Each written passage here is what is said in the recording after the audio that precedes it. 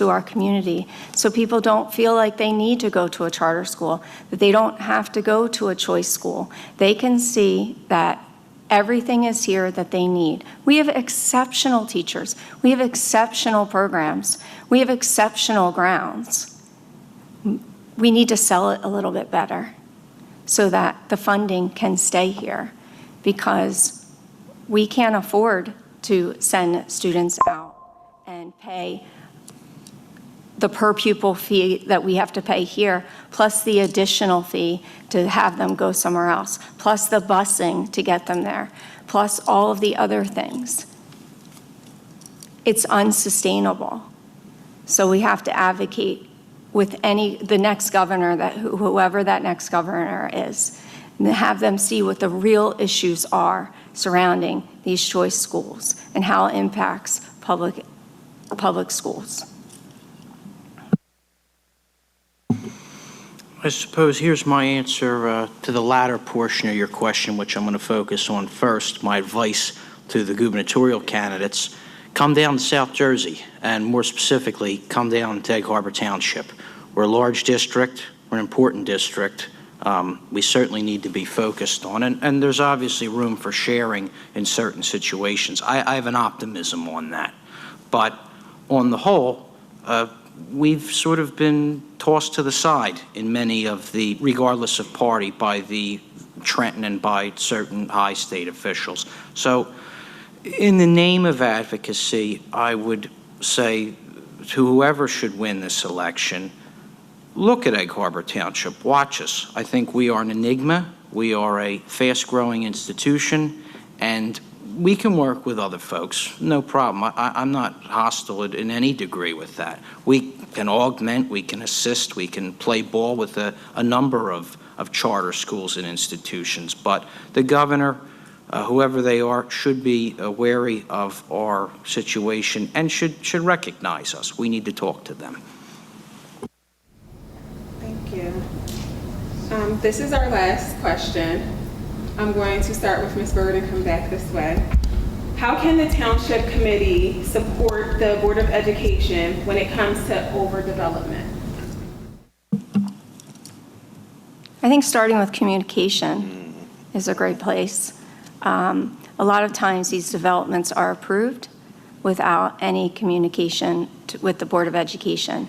Sometimes they're highlighted as over 55 communities, and the Board of Education doesn't realize that there are children there because it's not over 55 until someone calls and says, why aren't the buses coming to the neighborhood? That's a problem. So communication is the first place to start. The second place to start is to look at our zoning laws. Let's change our zoning laws. Yes, we have open space. Yes, we need low-income housing, and we have to meet certain criteria. But we can also change some zoning laws so that we do not have to build these gargantuan developments and put a burden on the schools, put a burden on our firefighters, put a burden on our police, put a burden on our roads. We could build some sidewalks and, we could turn our energy elsewhere. We need to work with, Township Committee needs to work with us, no matter who's on the board, no matter what political party they think they're affiliated with. We need to play nice in the playground, and we need to communicate, because that's what our district, that's what our community needs, that's what our neighbors need. They need leadership to work together to make it better. Mrs. Bird said it so well. Communications.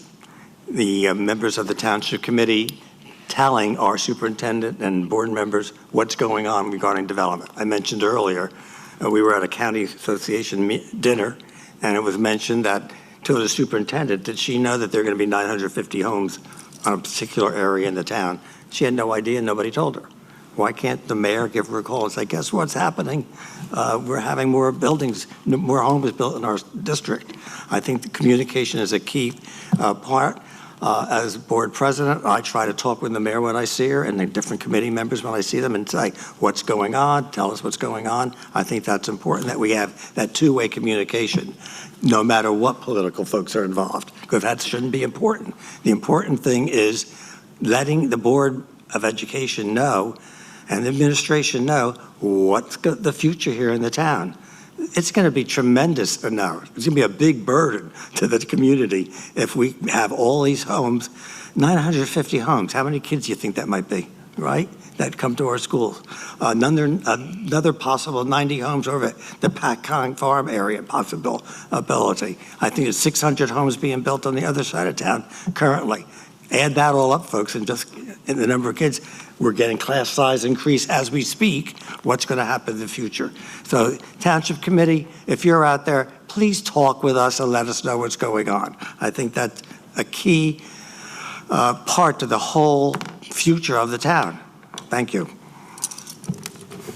Well, again, Lou Christie, communication's the magic word on this. However, I guess my argument for that communication is slightly different.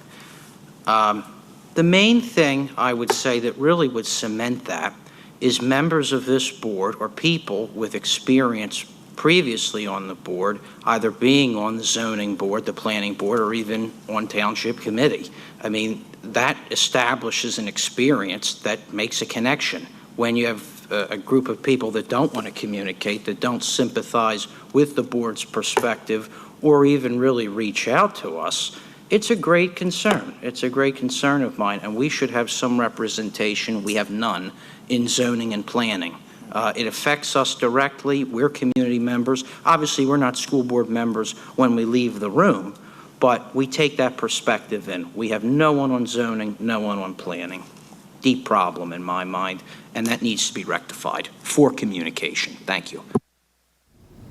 Thank you very much. Each candidate will now have 1 minute to state why they should be elected. Is it me? Yes, I'm going to go candidate order for that. Okay. Well, first of all, home and school, thank you. This is an awesome forum every year, and I love it. Like I said, I bleed black and silver. I'm a true EHT Eagle. I've gone through this district. I was a board rep and now a board member. And I love this community. I've fought hard in many instances for this community. And it's all about the humility of one's volunteerism. And I stand as your volunteer, and I hope you give me the real honor to continue to be your servant. I've served for 4 years. Give me another 3, and I promise you I will not let you down. So please vote for me, Nick Seppi, your #1 guy. Thanks. Thank you to Home and School for sponsoring this event tonight. Thank you to the residents for your support over the years and past elections. There are 5 reasons basically to vote for me: experience, knowledge, vision, leadership, and a passion for education. I believe in working together with everyone. I'm working together with the entire community and with all the school board members.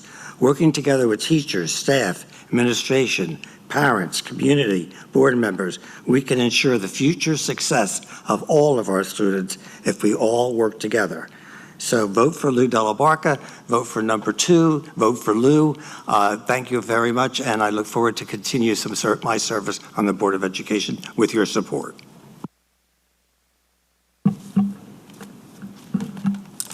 Thank you for this opportunity. I've said it to you before over the past, many years, that it's really important that the school board is highlighted and having the opportunity to answer questions. Although it's terrifying to me, it's important.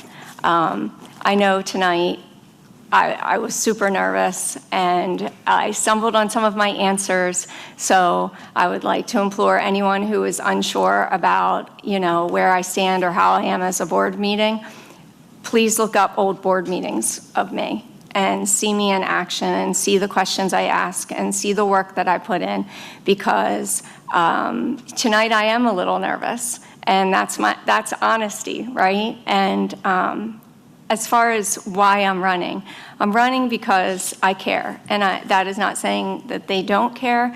I care to give back to our community. I care to roll my sleeves up, put the work in, and improve things. There's room for improvement, even though there's great things happening, but there's room for improvement. And I've been, since I was a kid, someone who doesn't really want to complain, I want to help fix. So this is my way to help fix. This is not a stepping stone for me. This is, I'm here for kids, and I would love one more term to help move things forward and help advocate for kids and advocate for education and advocate to make everyone work together. So we have less sides. We need less sides. So please consider voting for me. And if you don't consider voting for me and you want to vote for someone else, that's okay too. Just vote. Let this be an important vote. Show in this election that Egg Harbor Township cares about their kids, and you can show that you care about kids by voting for someone. So thank you for your time. So I want to just kind of speak on behalf of Marita because she wasn't here today, and she would ask you to do this.